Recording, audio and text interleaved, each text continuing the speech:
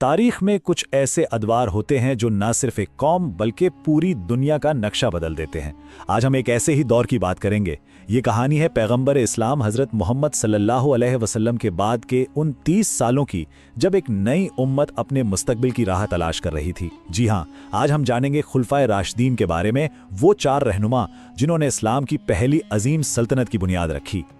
ذرا تصور کریں، ایک عظیم رہنما اس دنیا سے چلا جائے تو اس کے بعد ان کی قوم کا کیا بنے گا؟ یہی وہ سوال تھا جو اس وقت سب کے ذہن میں تھا۔ قیادت کون کرے گا؟ کون اس نئی امت کی کشتی کو آگے لے کر چلے گا؟ یہی وہ ایک سوال تھا جس نے آنے والے 30 سالوں کی پوری تاریخ لکھ دی۔ تو سب سے پہلا اور سب سے بڑا چیلنج یہی تھا، جانشینی کا سوال۔ ایک ایسا بحران جو فوراً سامنے آیا اور جس کا حل تلاش کرنا بہت ضروری تھا۔ اچھا، تو اس دور کے رہنماؤں کو ایک خاص نام دیا گیا، راشدون۔ یہ ایک عربی لفظ ہے جس کا مطلب ہے وہ جنہیں صحیح راہ دکھائی گئی یا ہدایت یافتہ۔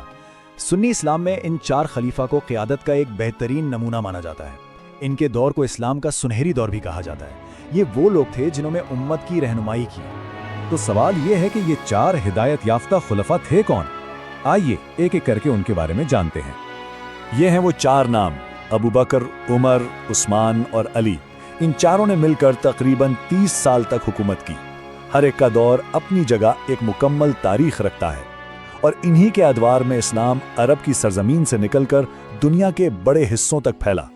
حضرت ابو بکر کا دور شروع ہوتے ہی ایک بہت بڑا طوفان کھڑا ہو گیا۔ پیغمبر اسلام صلی اللہ علیہ وآلہ وسلم کی وفات کے بعد کئی قبائل نے بغاوت کر دی۔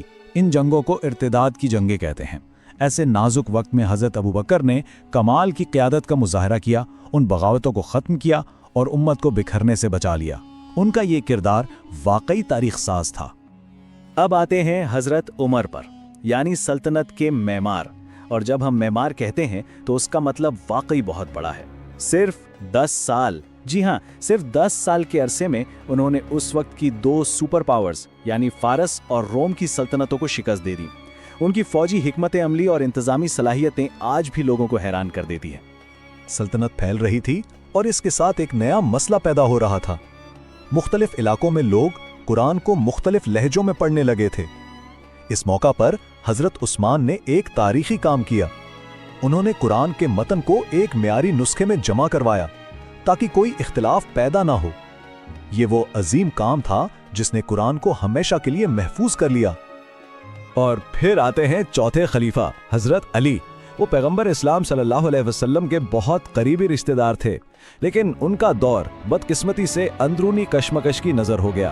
ان کی قیادت کو چیلنج کیا گیا، جس کی وجہ سے مسلمانوں میں پہلی خانہ جنگی ہوئی، جسے تاریخ پہلا فتنہ کہتی ہے۔ یہ تاریخ کا ایک بہت ہی مشکل باب تھا۔ لیکن دیکھیں، ان تمام چیلنجز کے باوجود یہ دور صرف جنگوں اور اختلافات کا نہیں تھا، بلکہ ایک عظیم سلطنت کی تعمیر کا بھی تھا۔ آئیے دیکھتے ہیں کہ کیسے ایک نئی دنیا وجود میں آ رہی تھی۔ ذرا اس پیمانے کو دیکھیں۔ صرف چند دہائیوں کے اندر اسلامی سلطنت عرب کے صحراؤں سے نکل کر 3 براعظموں تک پھیل گئی: ایشیا، افریقہ اور یورپ۔ یہ تاریخ کی سب سے تیز ترین فتوحات میں سے ایک مانی جاتی ہے۔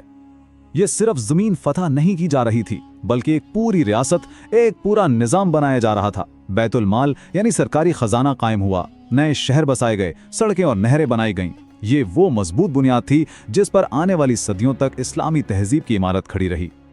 بظاہر تو سب کچھ بہت اچھا لگ رہا تھا، ایک عظیم سلطنت بن رہی تھی، لیکن سطح کے نیچے اختلافات کی چنگاریاں سلگ رہی تھیں جو جلد ہی ایک بڑے طوفان کی شکل اختیار کرنے والی تھیں۔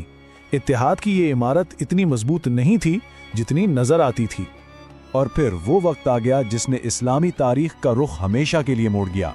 یہ کہانی ہے پہلی اسلامی خانہ جنگی کی، ایک ایسا واقعہ جس نے امت کو 2 حصوں میں تقسیم کر دیا۔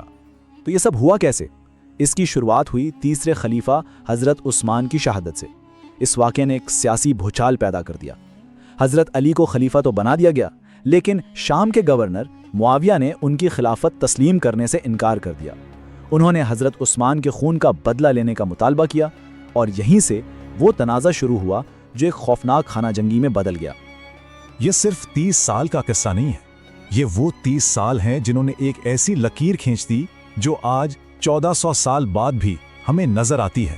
इस दौर ने इस्लामी दुनिया की तकदीर पर एक गहरा और देर पा असर छोड़ा। और यहीं से इस्लाम की तारीख में वो बुनियादी तकसीम पैदा हुई जो आज भी मौजूद है, यानी सुन्नी और शिया नुक्ता नज़र का फ़र्क। सुन्नी मुसलमानों के मुताबिक ये चारों खुलफा बरहक और हिदायत याफ्ता थे और इनका इंतखाब उम्मत के लिए बेहतरीन था। दूसरी तरफ शिया मुसलमानों का अकीदा है कि खिलाफत का असल हक सिर्फ हज़रत अली का था, क्योंकि वो पैगंबर इस्लाम सल्लल्लाहु अलैहि वसल्लम के अहले बैत से थे और पहले 3 खलीफा ने इनका हक छीन लिया था। जानशीनी का यही इख्तिलाफ आज भी इस्लामी दुनिया की सबसे बड़ी तकसीम की बुनियाद है। और आखिर में ये सवाल रह जाता है कि 1400 साल पुराना जानशीनी का एक बहरान आज की दुनिया को कैसे शक्ल दे रहा है। मशरिक़ वस्ता की सियासत से लेकर आलमी ताल्लुकात तक इस तारीख की गूंज आज भी साफ सुनाई देती है। ये एक ऐसा सवाल है जो हमें तारीख से सबक सीखने और हाल को समझने की दावत देता है। इस पर गौर करना बहुत जरूरी है।